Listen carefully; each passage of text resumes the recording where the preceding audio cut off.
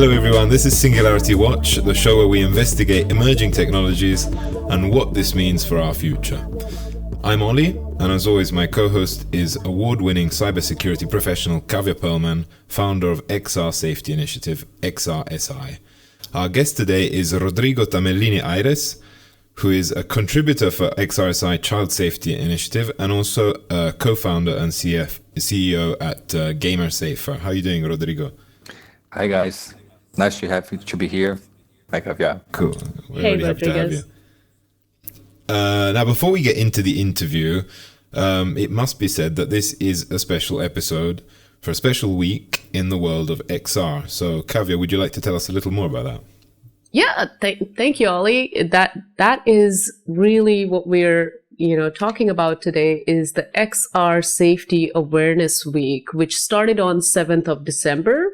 And we've been celebrating it for now 5 days. And today being the last day, it is such an exciting thing to just, now look back and that we have created this sort of a reflection point for the rest of the years to come, where every time holidays come around and we go ahead and buy these headsets, the VR headsets, and in the future, the AR headsets, we just really want to take a moment to reflect upon what kind of risks and what kind of challenges that it brings along. So this is just a, sense of we should go into these worlds with a sense of awareness, create this reflection point. So I'm really honored and delighted that we did that this entire week. And to talk more about what exactly went down and how it all came about, I'm going to invite our director of the XR Safety Awareness Week, Tim Stifler-Dean.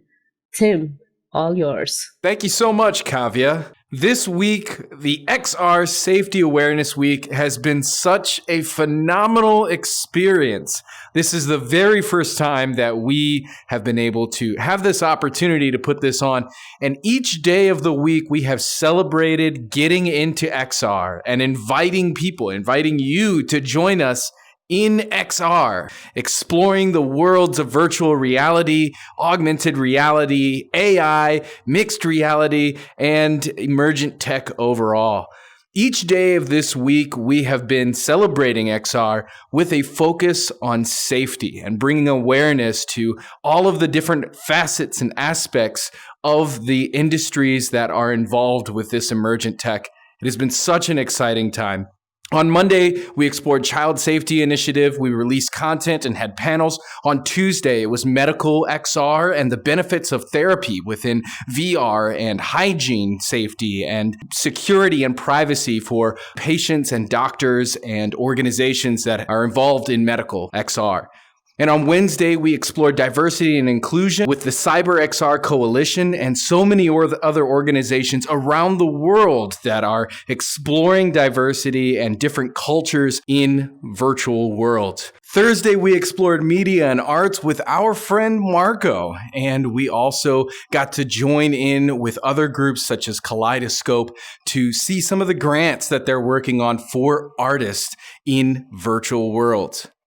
And then, of course, today, the best day of all, Singularity Watch podcast. We are releasing this episode with Rodrigo. And also tonight, we are celebrating with a huge after party hosted by our good friend, DJ Zyron, who's right here as a cameraman on this show. Thank you so much for being a part of this week with us, XR Safety Awareness Week, and we look forward to seeing you next year. So thank you so much, Tim, for explaining all that to us. I'm going to move on now and ask you some questions, Rodrigo. Okay. So first of all, welcome. Is your chair all right? Is it comfortable? Yes, it's pretty nice. And I have a new outfit ready for Christmas. Cool. So if it isn't comfortable, that's the guy responsible, the blue guy up there. He made everything. He made this world. So getting to the nitty gritty. So space is a crucial part of the feeling of safety in immersive environments, and in fact, in any environment. The space you're allowed to occupy, how close you can get to other people, how free you are to explore space, are all very primal elements in the survival of any animal species, and I'm counting humans as animals, with no offense to animals, of course. Do you remember a situation related to this where you didn't feel comfortable in any way, in games or social VR, concerning obviously the space and stuff? Yeah, so I'm playing with VR for a while. Actually, a couple of years back, in the early stages of all these social experiences with the latest technologies on headsets. So yes, I had an opportunity to join spaces just like that. That was in the early times, on the early designs, where the safety boundaries were not really fully formed. And I remember that back then I was a senior director at Intel inside the virtual reality group. And we were pushing all our meetings within those virtual spaces because, yes, the more we use, more we understand the challenges and the opportunities with the virtual realms. And so every single week we held a meeting in a different environment. And over suddenly, yes, we just, in the space that we were, and it was a public space, right? Someone just came out, a random player out of nothing, really started to behave really awkwardly with an outfit that was very aggressive, visually aggressive. I don't like clowns, and he was a pretty freaky clown, honestly speaking. And he just started walking around us, and while we were interacting, he was behaving like a slightly weird. And then you really got the feeling how this, how the immersion really moves your senses, right? So how uncomfortable can you feel when someone just approaches you in a different way or doesn't look the way that you feel comfortable? And of course, this was a aha moment for me to see, yes, the potential impact of virtual experiences are more real than people sometimes imagine. So you feel that is super real. And I think that was my personal first experience that say, yes, something really serious should be taken into consideration in the future designs of experiences. Yeah, absolutely. It's there's some things that VR does really well, and even a bit too much, like horror or anything that's kind of, you can really sort of feel as if you're in the real world. What happened to you the first time you tried VR? I mean, what was your first experience? Oh, well, it was amazing, right? So basically, back then we were building a Smithsonian partnership, and we are still trying the environment, and it was photorealistic, it's super high quality, and was just a mind-blowing experiences, right? So I'm a little biased. I'm a fan of VR since early days, not only for gaming, but many other experiences.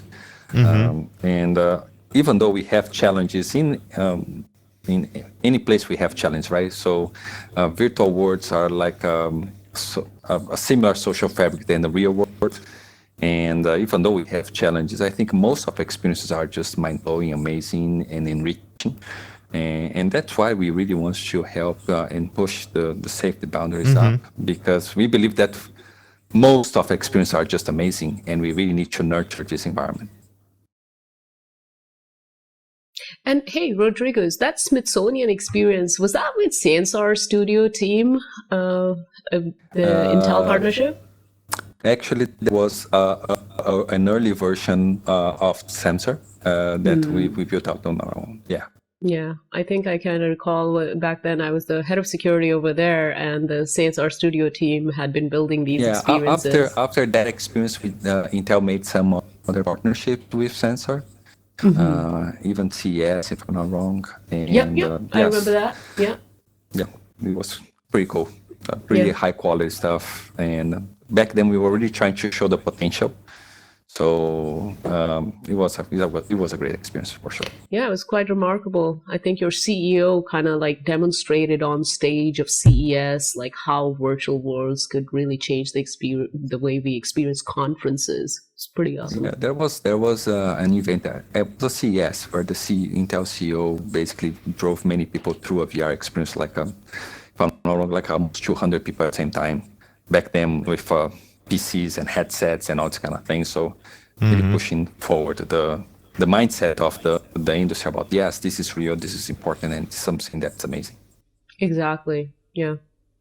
I always wish I could go back to seeing it for the first time, you know? So, Rodrigo, something that really amazes me about you and your co-pilot, I have to mention Maria Tamellini, the COO of GamerSafer. You two guys have been so amazing, contributing to so many philanthropic efforts, including child safety, always holding the baton in terms of saving the in-game or the in-world settings and producing this wonderful organization and technology, GamerSafer. But at the same time, I see that, we are all sort of minority in the space, especially I hear that a lot from Maria as I interact with her. So how has your experience been? And then, along the same lines, as you have navigated this environment or this tech industry as a minorities, what would you recommend to people like us who are sort of different or minorities in some sense and being able to, accomplish things in the space? Well, I think that's a very interesting question, Kavya. I think the unique perspective that we have based on our cultural background, where we came, and these kind of things, give us different perspectives and how can we tackle and approach problems, right? Mm-hmm. I think my experience working with big multinational companies, which has roots in several geographies with a diverse background, teach me that yes, we really have to understand which are our uniquenesses in terms of a cultural background and how this can contribute in a teamwork effort, and really try to leverage that on our favor. So you mentioned Maria, my co-founder, and she's very unique and talented person in terms of building connections and relationships. Totally. This is really strong tied with our background, right? Where we were born and how we interact with people. So the way I see she driving her talents towards this direction, it's amazing. Yeah, amazes me, right? Because it's very unique. So I think whenever we discuss diversity, whenever we discuss this, we have to embrace our uniquenesses and leverage that to a common goal. So different perspectives, different talents, some together can really build up something important and strong. And I think you can tell me more because you basically work with her, and your team is very diverse in terms of backgrounds, experiences, and nationalities, right? So bringing the best of each one is how we grow as a team. And again, I think we, on our own, right, we have to recognize our strengths and understand that sometimes we think or we act in different ways. Make sure that we minimize the cultural difference and just leverage that for positive impact. So very well said. And that's exactly what I've noticed. Every time I have had the opportunity to do something, contribute to something with Maria and yourself, it's always been let's celebrate those differences. So I love that answer. Yeah, this is what it's all about.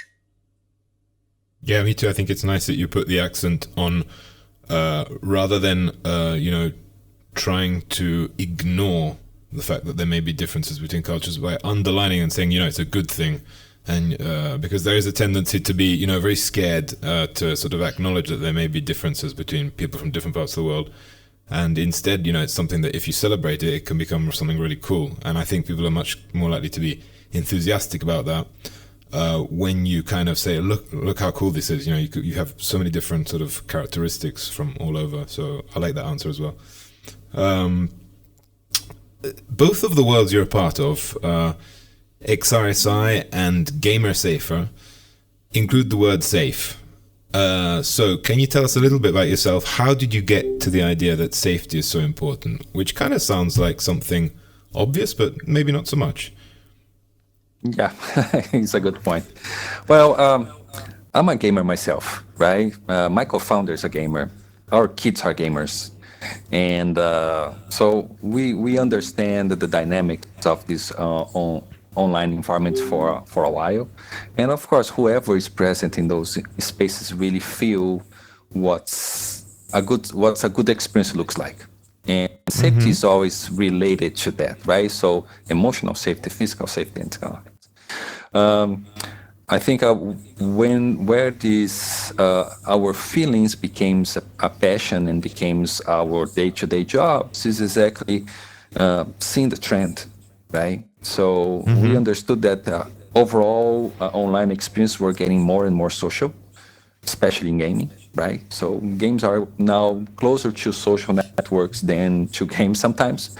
And with that, we have several problems coming in. So observing the things that we had at home, observing, of course, since I was part of the industry already, right? I was sitting inside the Intel gaming business unit, and we were discussing those challenges on the day-to-day basis. We were seeing these hurting players. We were seeing these hurting parents and families, and we were seeing this hurting the industry. I start to get much more aware about, okay, what's going on, right? And what are the measures that we have around this? And of course, as an industry, I saw the industry having those discussions more proactively, really raising the points.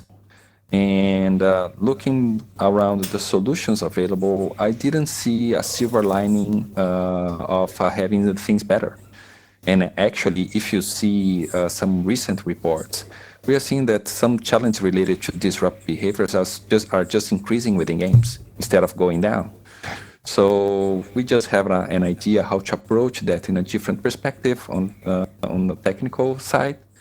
And we thought that the idea was good enough for us to drop everything that we were doing, myself and Maria, and jumping in this amazing adventure.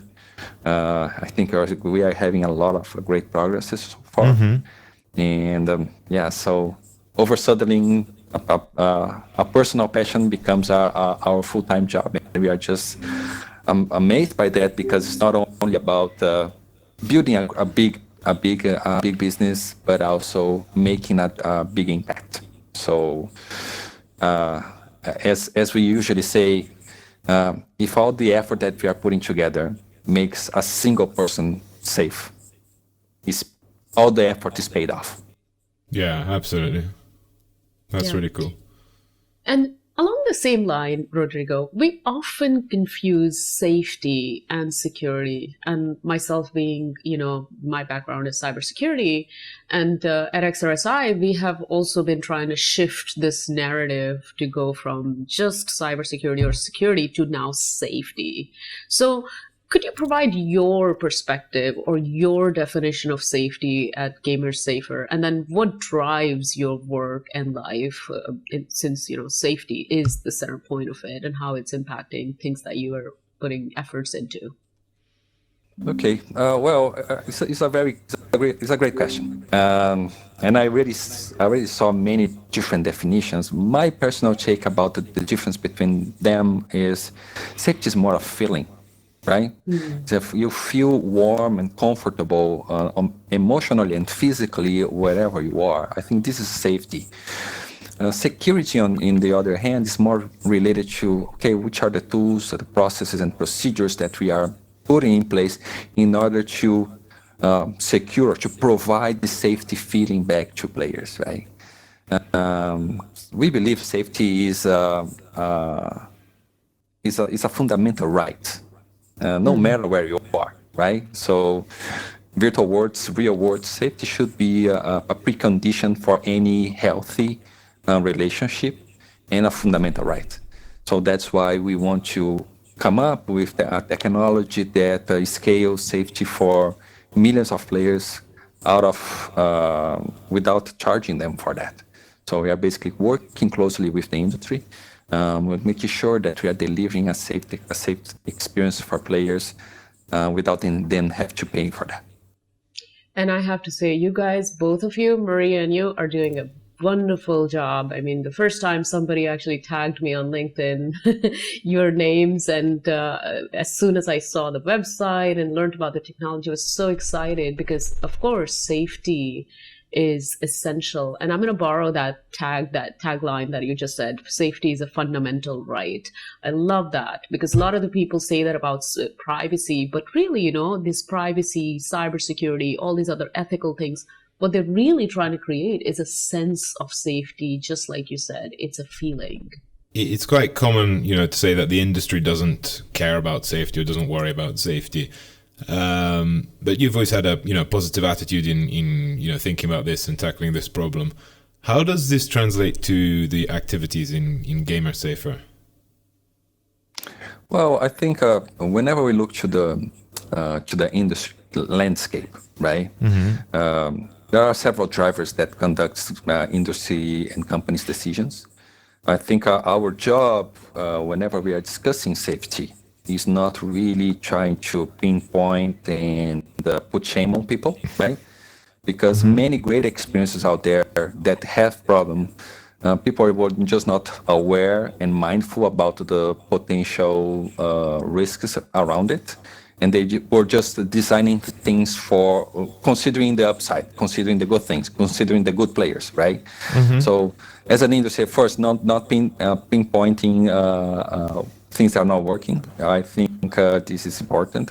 And also, since there are several drivers on the industry that defines the safety priorities per se, we really have to show that safety is not just a friction or a burden or a cost, right? It's really an upside opportunity. So what we are seeing on games right now, right? It's players that have bad experience by harassment, bullying, or hate speech, sexism, racism, no matter what. They spend less time inside those environments. So we are increasing the number of the user churn with those challenges. People are playing less sometimes, and this basically hurts the industry bottom line, right? So whenever we take safety into an opportunity to increase retention, increase lifetime value, and so on, we are really putting safety as an upside, not as a headache, right? And I think that's the challenge, and that's how we that usually discuss those topics have to educate and bring this back to the industry. So making sure that we have the right positioning about what we do, and by doing that, I think the priority goes up, and this is beneficial for the industry, for the players, and for us professionals in the space. Yeah, I think now that you mention it, I remember a tweet recently by Rodrigo Tamellini saying something about, think of all the money lost also because the safety and everything isn't being taken care of as much as it could be. There is an estimation that shows that toxicity within games specifically is a $7 billion challenge. Wow. That's how big it is. $7 billion challenge.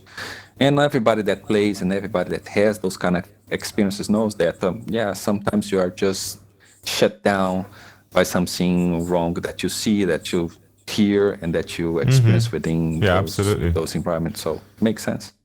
Yeah. Okay, Rodrigo, by popular demand on planet Earth, I was going to say, but probably not, we're going to do some rapid fire questions. Are you ready for that? Cool. I'll try my best. All right. So, the game that scared you the most in a positive way? Wow.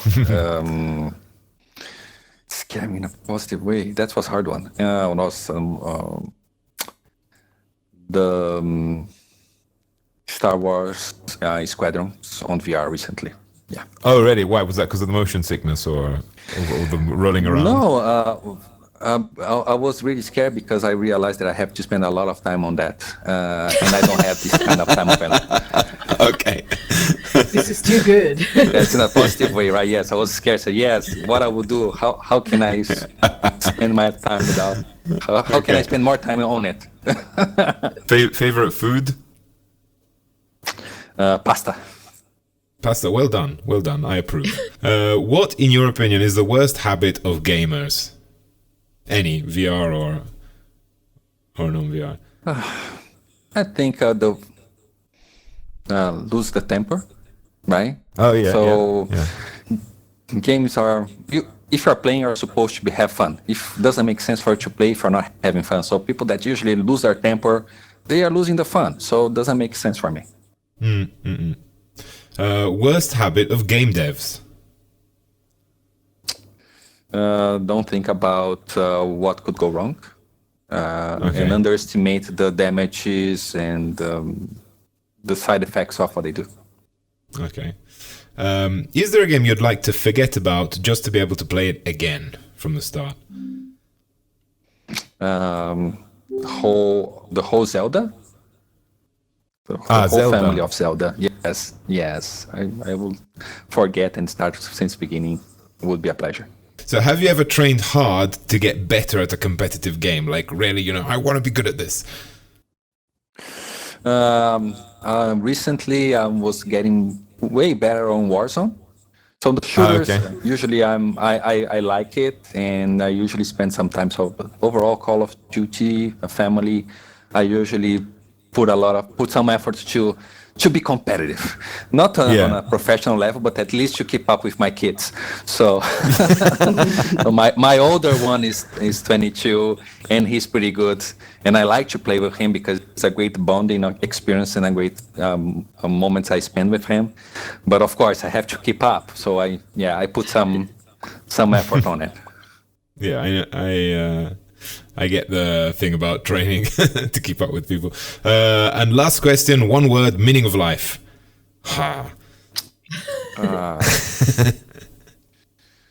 Do right things right away.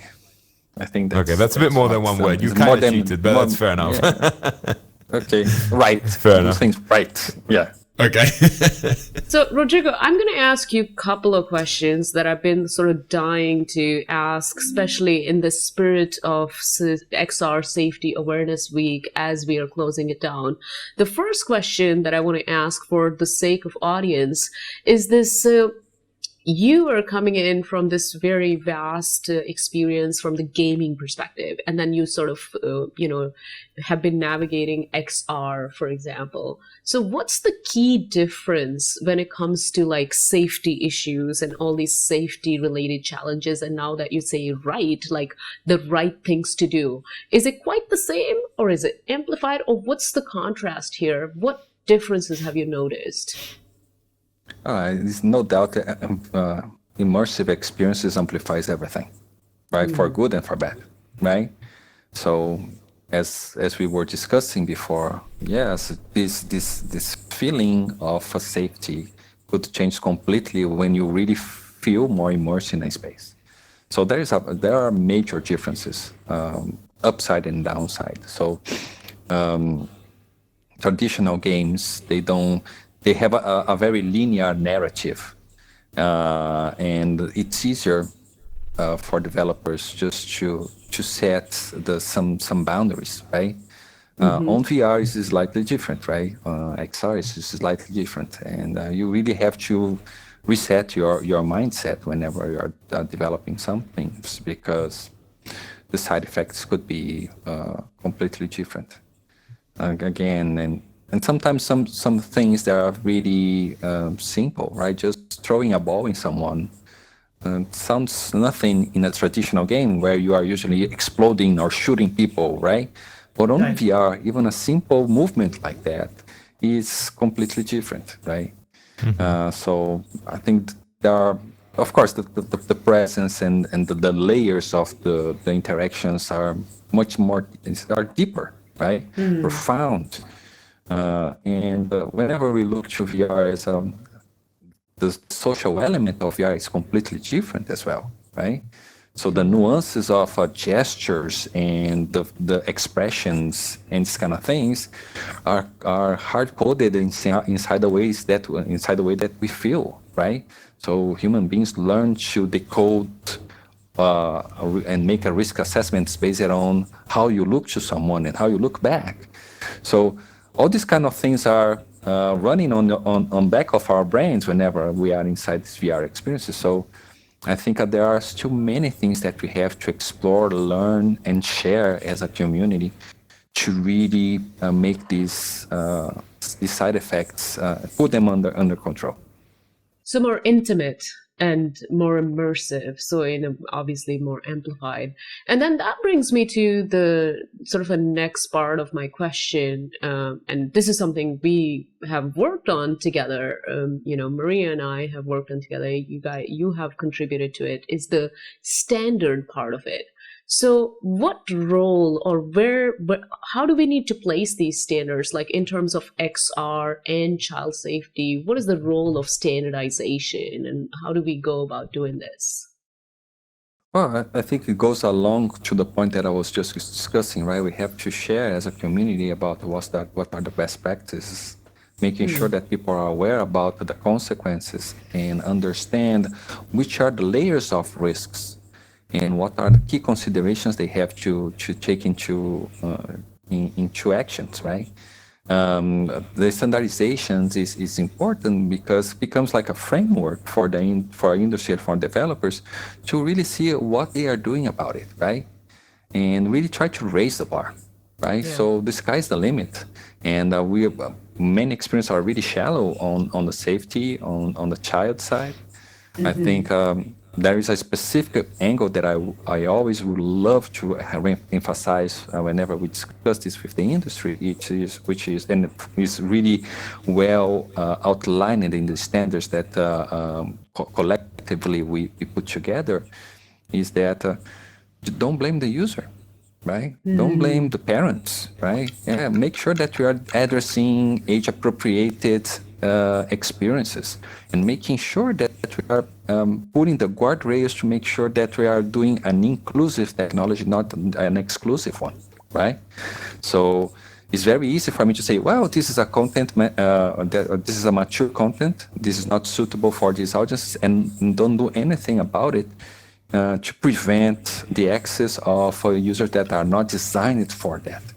So how we change these kind of things, how we work around those challenges, I think this is a little bit outlined in the standards, and having these discussions as a framework, I think it's important to really have a good average, right? So yes, whenever a user is going to an immersive experience, they don't know the grade of safety on it, right? There is no a simple stamp over there that says, yes, this is safe, or this is not safe, or this has this consideration or not. So collectively, we really have to raise the bar. We cannot leave anybody behind in terms on the development side.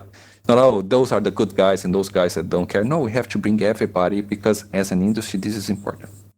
Absolutely. And I really just want to take this moment to congratulate GamerSafer, because you guys have had a very key, significant role in putting together the child safety section of the very first XRSI or XR privacy framework that we rolled out in September 2020. So thank you so much for taking the time to contribute to those, to make sure that as we develop these frameworks, the child safety is absolutely taken into account from the perspective that GamerSafer is learning and researching into. Yeah, we are glad to be part of that. Glad and proud to be part of that. The more that we interact with the team building the material, we also learned a lot of things, right? And a shout to Maria here, because she put a lot of effort and research on back of it. And yes, we're looking forward to pushing this ahead and seeing the industry adopting that in a widely. Do you think the industry is ready to understand, about safety and security, and in general just being trustworthy, and the fact that that's a priority, or are they kind of lagging a bit? As I mentioned before, I think everybody that belongs to the industry understands the challenge, right? Because people play, they are around. Mm-hmm. It's very obvious, right? I think the key point is how we, mostly us that are more close to the safety perspective, right? How we bring them in, right? Not just pointing fingers saying, yeah, you are not doing a good job, but bring them in and show them that this is a viable path for them to make their business more profitable and increase engagement, lifetime value, and kind of thing. So safety is not cost. Safety is investment. It's upside, right? It's upside for users, it's upside for the industry, and so on. So I think we have to educate some executives in that sense, right?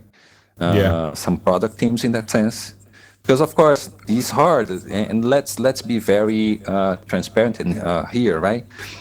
On the gaming industry, it's a fierce market segment, right? So if you see the timelines they have to execute those amazing projects, it's just nuts. They really are short on time and resources, a strong pressure, a high risk of failure, a lot of upfront investments. Many games put a lot of effort into the game without having a clue if that concept will be well accepted or not by the audiences. So there are a lot of assumed risks whenever they are doing development. And everything that is understood as an additional layer of a load for them and upfront is hard sometimes for them just to say, yes, I'm on it, right? And the competitive landscape is super challenging. Many games coming up, everybody's fighting for users' attention. So, and that's the problem, because whenever the game is launched and after the game reaches some certain level of success, then people start concerned, okay, now I have to retain, now I have to take care of that, now I have to manage those challenges.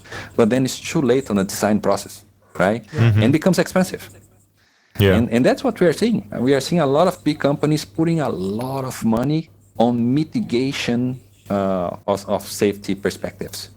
And if they had a better design or some additional improved perspectives right at the beginning, and work close to prevention, they would be able to save a lot of money. So it's hard. So we have to acknowledge that it's not just out of people are not doing this out of bad will, right? It's really hard to manage those priorities. And the more data that we bring back to the executives and to the industry, showing, yes, you see how that was relevant for this and that title, and how this could help them to save this amount of money and engage and create better experiences and so on. I think we will evolve to a place where this becomes like a no-brainer. What about the part of, the work considering building awareness? In the gaming world, you've got, again, a lot of spending availability, but a lot of user turnover. Do you think that makes it more difficult to raise awareness? Well, I think, awareness is a funny word, right? Because awareness about the problem, whenever we look in both sides, industry or users, right? I think there is a high level of awareness about the potential risks related to safety in any kind of experiences. I think the key point for us is, yes, awareness is interesting whenever we show them a path, right? Just not so, yes, there are risks. Of course, there are risks. People acknowledge that already. I think the awareness is more close to, okay, what we do about it. Exactly. And why this is important to tackle now. And what's the framework? What's the references and what we are doing in order to overcome that? On the industry side, of course, I think on the player side, there is two aspects of it. Education is important, right? It's not only it's not just awareness. So it's more related to education. So yes, the way that you behave inside a game could really screw up someone else's experiences, right? Yeah. So be mindful about what you do. Be mindful. Take into consideration that most of people that misbehave within games doesn't do that on purpose, right? Of course, there is a small percentage of people that really have bad intentions, and we have to make sure that we have security tools to make sure those users won't be able to come back. But most of disruptive behaviors within games, they don't come out of, they are on purpose, right? There are people that are not just mindful about the others. And I think it's a little bit of education. So awareness is like the 10,000 feet for education on the user side and framework and procedures on the industry side. So we are on the topic of awareness, and you said exactly right. Like awareness is this sort of a holistic 10,000 foot, like a sense of feeling. And that's kind of what we did just this week is took the time to create this sense of awareness. But let's, what you're hinting at is get more concrete, create a pathway and all of that. So if you were to, Rodrigo, just like, perhaps maybe top 3 or top 5, like what are these concrete pillars that we, XRSI, or any organization that is trying to help build safe XR, safe gaming environment, what would you recommend to them are these pillars or the focus areas, as we call it? Well, check the framework and the material that we put together. I think the standards are amazing on that. Let me just bring on top of my mind the way that I see things, right? Whenever we discuss the challenges that we have in virtual environments, I usually put them in 3 different buckets. So what's the social interaction related, criminal related, and fraud related? I think are 3 different layers, right? Whenever we look to the severity, right? Everything that's criminal related is of course much more serious, right? And on my point of view, would be the first priority for us to tackle always.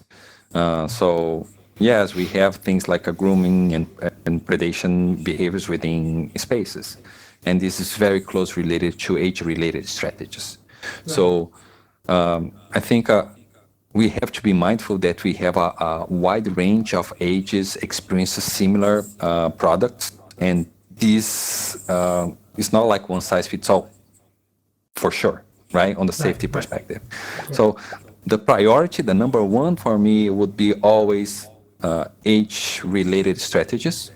I think that's super important.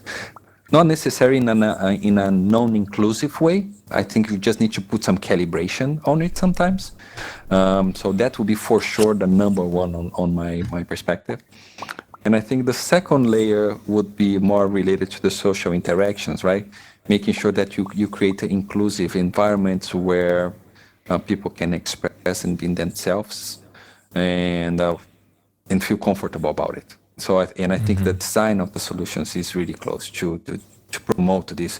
And sometimes it's super simple, right? Yeah. Something is just some warnings and a good onboarding process. So, for example, we are in this VR space over here. Yes, just a simple reminder that yes, be kind, be nice with people, be conscious, right? These kind of things are small triggers that I think make a lot of impact in mid-long run. But yes, child safety for sure we take very close to our hearts, and age-related strategies is by far the most sensitive and most important and urgent topic to be discussed. I'm so thankful, Rodrigo, you said that. And I'm so thankful that you're working on this mission because, oh gosh, how many organizations we've spoken with, even the biggest tech, the only thing they have to hang on to is COPA, is this Child Online Protection Act. And that gives us nothing in terms of how to navigate these environments.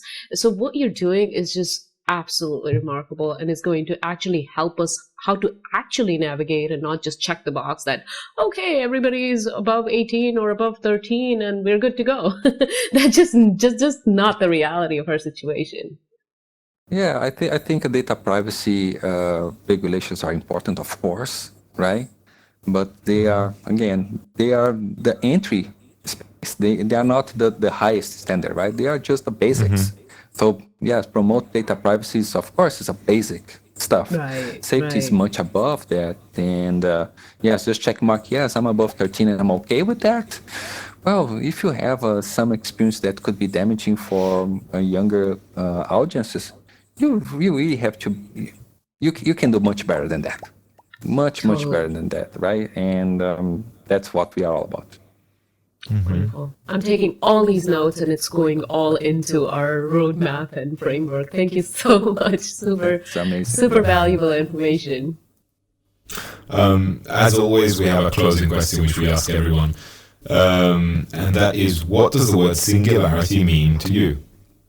Well, singularity for me means something like this, right? The opportunity to make a very specific impact in something that's really wildly important. So that's singular for me. That's singularity for me. That's this kind of opportunity, this kind of discussion, this kind of initiatives that we were putting together, and the opportunity of course being with you all here in this joint effort. So that's what we. Okay.